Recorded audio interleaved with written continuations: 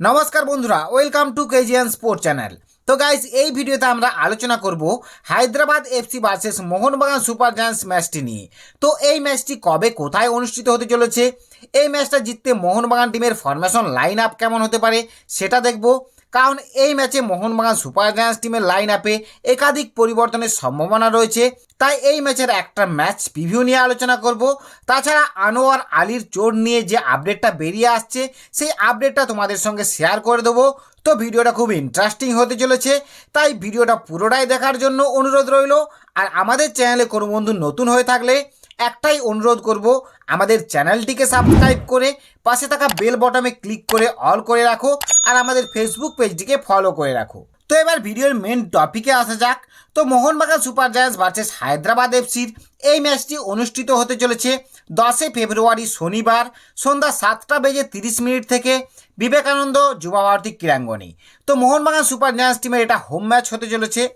তো Mohun Bagan super giants team আইএসএলের first লেগে হায়দ্রাবাদ এফসিকে 2-0 গোলে হারিয়েছিল। সেখানে Brandon Hamill, Ashish Roy goal পেয়েছিল। তো এই ম্যাচটা মোহনবাগান টিমের কাছে অনেকটা বাড়তি অ্যাডভান্টেজ থাকবে, যেহেতু হায়দ্রাবাদ এফসি টিমের পুরো স্কোয়াডটা পাচ্ছে না।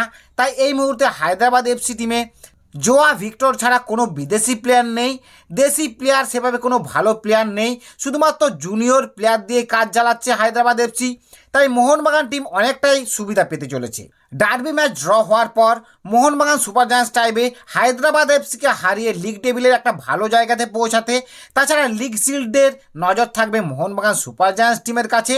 এবার পয়েন্ট টেবিলে দুটো টিমের অবস্থানের দিকে তাকালে তো মোহনবাগান সুপার জায়ান্টস টিম এই মুহূর্তে 11 ম্যাচে 20 পয়েন্ট নিয়ে 5 নম্বর পজিশনে রয়েছে। অপরদিকে হায়দ্রাবাদ এফসি তারা 12 ম্যাচে 4 পয়েন্ট নিয়ে লিগ টেবিলের 12 নম্বর পজিশনে রয়েছে। এবার দুটো টিমের হেড টু হেড রেকর্ডের কথা বললে লাস্ট 5 ম্যাচের মধ্যে মোহনবাগান সুপার জায়ান্টস টিম 3টা ম্যাচ জিতেছে এবং হায়দ্রাবাদ এফসি একটা ম্যাচ জিতেছে আর একটা ম্যাচ ড্র হয়েছে। অর্থাৎ হেড টু হেডের নিরিখে মোহনবাগান সুপার জায়ান্টস টিম অনেকটাই এগিয়ে আছে। লাস্ট ম্যাচের কথা বললে লাস্ট ম্যাচ হায়দ্রাবাদ এফসি গোয়ার কাছে 2-0 গোলে হেরেছিল। প্রথম হাফে 2 গোল খেয়ে গেছিল হায়দ্রাবাদ এফসি, কিন্তু সেকেন্ড হাফে কোনো গোল কনসিড করেনি। তারা সেকেন্ড হাফে ডিফেন্সিভ অনুযায়ী খুব ভালো ফুটবল খেলেছিল। অপরদিকে Mohun Bagan super giants team high voltage match অর্থাৎ ডার্বি ম্যাচে ইস্টবেঙ্গলের সঙ্গে 2-2 গোলে ড্র করেছিল। তাই এই ম্যাচে হায়দ্রাবাদ এফসির চেয়ে মোহনবাগান সুপার জায়ান্টস টিম অনেকটাই এগিয়ে আছে, কারণ মোহনবাগান সুপার জায়ান্টস টিম এই মুহূর্তে অনেকটাই শক্তিশালী একটা টিম। টিমের সকল সিনিয়র প্লেয়াররা ফিরেছে। লাস্ট ম্যাচ পিছিয়ে থেকেও খুব ভালো ফুটবল খেলেছে মোহনবাগান টিম। তাছাড়া মোহনবাগান টিমের প্লেয়াররা অনুশীলনে অনেক পরিশ্রম করছে। কিছু সিনিয়র প্লেয়ার আছে মোহনবাগান টিমে, সব দিক থেকে হায়দ্রাবাদের চেয়ে অনেকটাই এগিয়ে। অপরদিকে হায়দ্রাবাদ এফসি টিমের সকল ভালো প্লেয়াররা দল ছেড়েছে, যেমন জোয়া ভিক্টর ছাড়া কোনো বিদেশি নেই। দেশি প্লেয়ার হিসেবে সানা সিং, নিখিল পূজারির মতো টপ ক্লাস প্লেয়াররা দল ছেড়েছে। তাই সিনিয়র দেশি কোনো প্লেয়ার নেই। তাই এই মুহূর্তে হায়দ্রাবাদ এফসি জুনিয়র প্লেয়ারদেরকে নিয়ে আইএসএল খেলছে। তাই আমার পার্সোনাল মতে মোহনবাগান টিম এই ম্যাচটা সহজেই জিততে পারবে। তো guys, Mohun Bagan super giants team কি হায়দ্রাবাদ এফসিকে হারাতে পারবে? তোমাদের মতামত কমেন্টে জানাও। তো মোহনবাগান সুপার জায়ান্টস টিম হাবাসের আন্ডারে লাস্ট কয়েকটা ম্যাচ আশা করি ভালো কিছু করবে। আর এই মুহূর্তে মোহনবাগান টিমে আবারও চোট আঘাত সমস্যা দেখা দিয়েছে। গত ম্যাচে ব্র্যান্ডন হ্যামিল, আনোয়ার আলী চোট পেয়েছে। অলরেডি চোটের জন্য ডার্বি ম্যাচে আশিস রায় ছিল না। তবে আনোয়ার আলীর এই চোটটা যতদূর জানা গিয়েছে খুব গুরুতর নয়। আসন্ন হায়দ্রাবাদ ম্যাচে তার মাঠে নামা সম্ভব না থাকলেও আগামী গোয়া ম্যাচে তিনি খেলতে পারবেন মাঠে নেমে। এটা মোহনবাগান ফ্যানদের জন্য খুবই খুশির খবর। তবে এই হায়দ্রাবাদ এফসি ম্যাচে কার সমস্যা থাকছে মোহনবাগান টিমের কাছে? আরমান্দো সাদিকু এবং দীপক টাংরি কার সমস্যার কারণে সাসপেন্ড থাকতে পারে? তো এবার Hyderabad FC versus Mohun Bagan super giants টিমের ম্যাচে মোহনবাগান সুপার জায়ান্টস টিমের ফরমেশন লাইন আপের কথা বললে তো এই ম্যাচে আমরা মেনলি 4-4-2 ফরমেশনে দলটাকে দেখব। কারণ হাবাস স্যার বেশিরভাগই 4-4-2 ফরমেশনে যে কোনো দলকে খেলাতে পছন্দ করে। সেখানে গোলে স্টার্ট করবে বিশাল কাইত, আর 4 জনের ডিফেন্সে লেফট ব্যাকে স্টার্ট করবে সুভাশিস বোস, আর রাইট ব্যাকে স্টার্ট করবে আশিস রায়। যদি আশিস রায়ের চোট না সুস্থ হয় তাহলে সেখানে রাজ বাসফোড়েকেও স্টার্ট করাতে পারে, তবে আমরা আশিস রায়কে স্টার্ট করাচ্ছি। আর দুজন সেন্ট্রাল ব্যাকে হেক্টর ওয়েস্তে ও তার পাশে ব্র্যান্ডন হ্যামিল স্টার্ট করবে।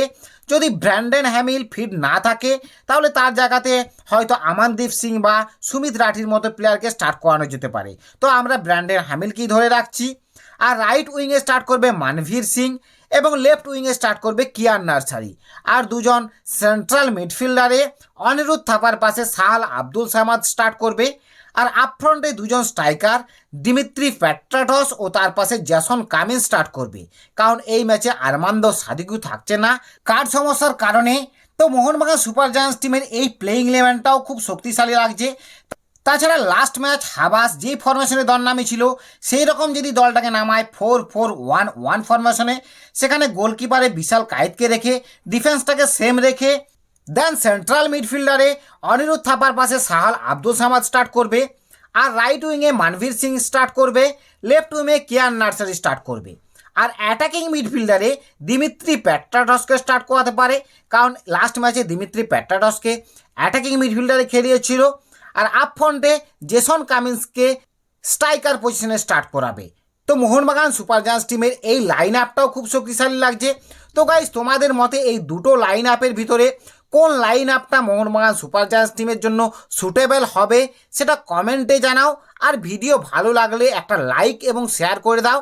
আর আমাদের চ্যানেলে কোনো বন্ধু নতুন হয়ে থাকলে একটাই অনুরোধ করব, আমাদের চ্যানেলটিকে সাবস্ক্রাইব করে পাশে থাকা বেল বটমে ক্লিক করে অল করে রাখো। আর আমাদের ফেসবুক পেজটিকে ফলো করে রাখো।